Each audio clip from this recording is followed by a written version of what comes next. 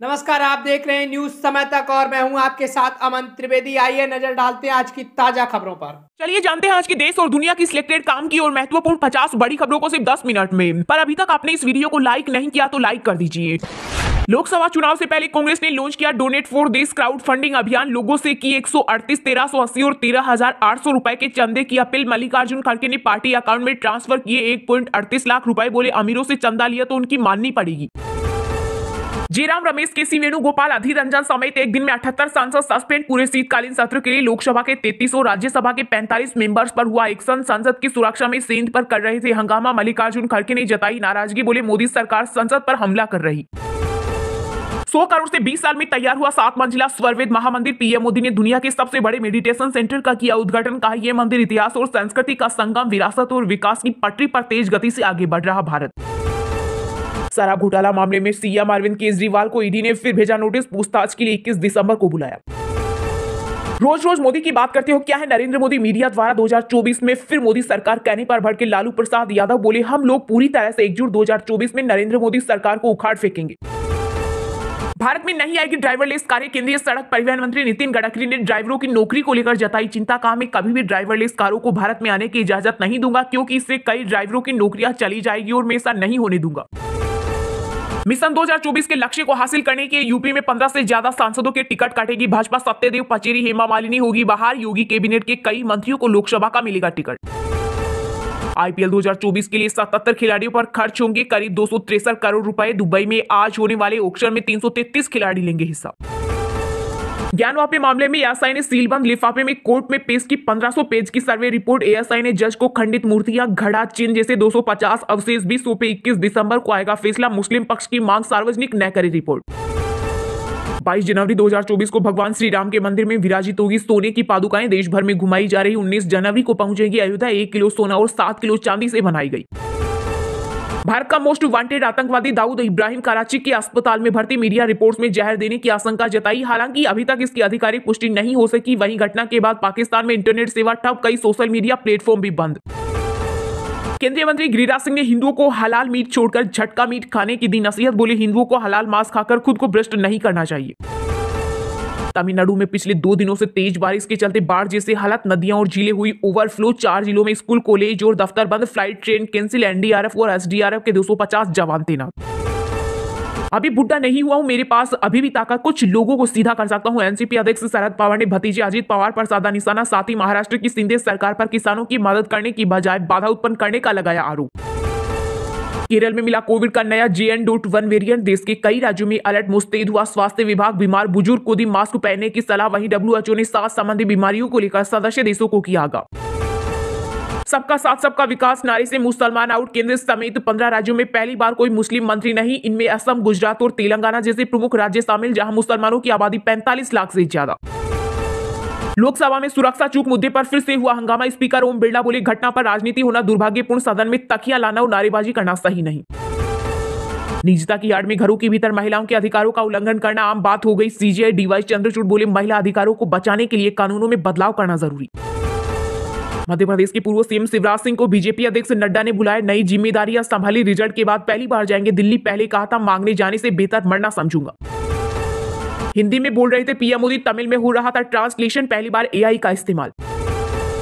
नया भारत पीएम मोदी की गारंटी का भारत। वाराणसी में बोले यूपी सीएम योगी आदित्यनाथ। कहा देश में पिछले 9.5 साल में जो परिवर्तन देखने को मिला वह है विश्वास का परिवर्तन है।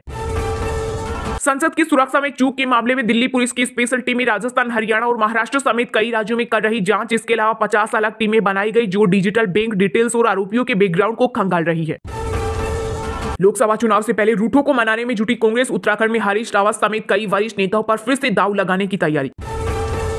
मध्य प्रदेश के सीएम मोहन यादव के निर्देश पर मुस्लिम समाज ने की पहल। इंदौर में दरगाह से उतारे गए लाउड स्पीकर। पहली पत्नी के रहते दूसरी पत्नी को गुजारा भत्ता देने से मना नहीं कर सकता पति। बॉम्बे हाईकोर्ट का बड़ा फैसला। लोकसभा चुनाव 2024 से पहले बिखर जाएगा इंडिया गठबंधन का कुनबा। बठिंडा रैली में कांग्रेस के वरिष्ठ नेता नवजोत सिंह सिद्धू ने पूर्व सीएम कैप्टन चन्नी और आम आदमी पार्टी पर चुन चुन कर की वार। कांग्रेस की क्राउड फंडिंग कैंपेन पर बीजेपी ने कसा तंज। अमिताभ बच्चन के फिल्म इनक्यूबाल का क्लिप किया शेयर। इसमें ब्लैक मनी को वाइट करने की प्लानिंग। हरियाणा में अब सीधे दर्ज नहीं होंगे दहेज के केस। पुलिस पहले मामले की जांच करेगी, फिर लगेगी धारा 498। डीजीपी शत्रुजीत कपूर ने अफसरों को दिया आदेश। संसद की सुरक्षा चूक पर जवाब दे सरकार। शिवसेना नेता संजय राउत ने केंद्र को घेरा। पीएम मोदी को लेकर कहा, आने वाले दिन में ऐसा लगता है कि प्रधानमंत्री नरेंद्र मोदी अलग गुजरात राज्य की मांग करेंगे। वह हर चीज गुजरात लेकर जा रही है। चलिए अब जानते हैं जो आम आदमी के काम की और फायदेमंद खबरें हैं उनको विस्तार से। पर इससे पहले अभी तक आपने इस वीडियो को लाइक नहीं किया तो लाइक कर दीजिए।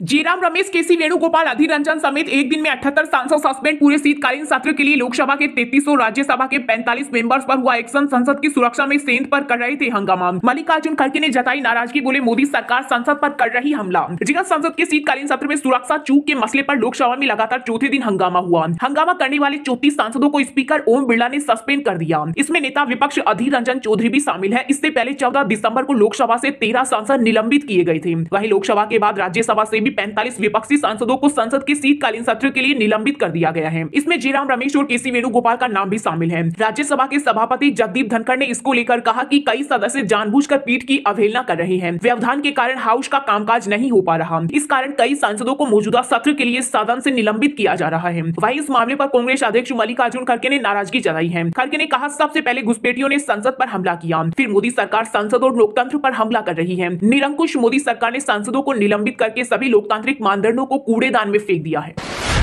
लोकसभा चुनाव से पहले कांग्रेस ने लॉन्च किया डोनेट फॉर देश क्राउड फंडिंग अभियान। लोगों से की 138, 1380 और 13,800 रुपए के चंदे की अपील। मल्लिकार्जुन खड़गे ने पार्टी अकाउंट में ट्रांसफर किए 1.38 लाख रुपए। बोले, अमीरों से चंदा लिया तो उनकी माननी पड़ेगी। जी हां, लोकसभा चुनाव से पहले कांग्रेस ने चंदा जुटाने के अभियान की शुरुआत की है। कांग्रेस अध्यक्ष मल्लिकार्जुन खड़गे ने डोनेट फॉर देश अभियान को लॉन्च किया। चंदा अभियान की शुरुआत करते हुए मल्लिकार्जुन खड़गे ने पार्टी के खाते में 1,38,000 रुपए ऑनलाइन ट्रांसफर किए। इस दौरान खड़गे ने कहा कि पहली बार कांग्रेस देश के लिए दान करने को कर रही है। उन्होंने कहा, अगर आप लगातार अमीर लोगों पर निर्भर होकर काम करेंगे तो आपको उनकी नीति माननी पड़ेगी। दिल्ली में एआईसीसी हेडक्वार्टर पर कांग्रेस महासचिव केसी वेणुगोपाल और कोषाध्यक्ष अजय माकन ने कहा कि 18 साल से ज्यादा उम्र के सभी भारतीय कम से कम 138 रुपए पार्टी को चंदे के तौर पर दे सकते हैं। उन्होंने बताया कि लोग अगर चाहे तो 138 के मल्टीपल में यानी 1380 रुपए, 13,800 रुपए और इसी तरह आगे बढ़ते हुए पैसे भी डोनेट कर सकते हैं। वेणुगोपाल ने आगे कहा कि पार्टी की यह पहल महात्मा गांधी के ऐतिहासिक तिलक स्वराज फंड से प्रभावित है। इसे 100 साल पहले 1920-1921 में लॉन्च किया गया था। उन्होंने कहा कि इस पहल का मकसद एक ऐसे भारत के निर्माण में पार्टी को सशक्त बनाना है जो समान संसाधन वितरण और अवसरों से समृद्ध हो। दरअसल कांग्रेस पार्टी अपने स्थापना दिवस यानी 28 दिसंबर तक डोनेट फॉर देश अभियान के जरिए चंदा जुटाएगी। इस दौरान अभियान के तहत कांग्रेस कार्यकर्ता घर घर जाकर चंदा इकट्ठा करेंगे। हर बूथ से कम 10 घरों से चंदा लेने का लक्ष्य रखा गया है। वहीं कांग्रेस को उम्मीद है कि वह इस अभियान के जरिए अच्छा खासा पैसा इकट्ठा कर पाएगी, जिसके जरिए उसे 2024 में होने वाले लोकसभा चुनाव लड़ने में मदद मिलेगी। वर्तमान में बीजेपी देश की सबसे अमीर पार्टी है, जिसके बाद दूसरे नंबर पर कांग्रेस है। हालांकि दोनों के बीच आय का आगे बहुत ही ज्यादा है।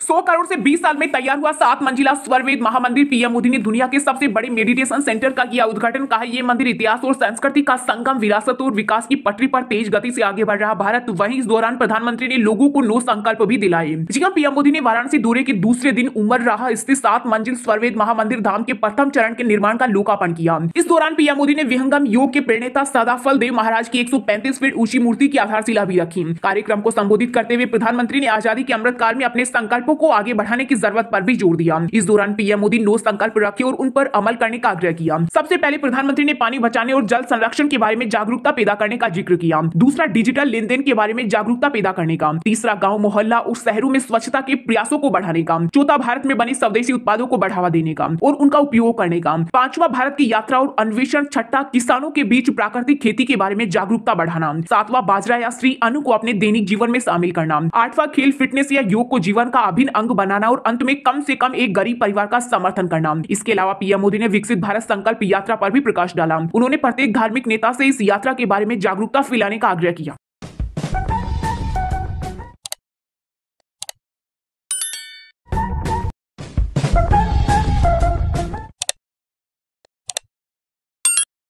फिलहाल खबर में इतना ही। तब तक के लिए देखते रहिएगा न्यूज समय तक और दीजिए यानी हमें यानी कि अमन त्रिवेदी को इजाजत। नमस्कार।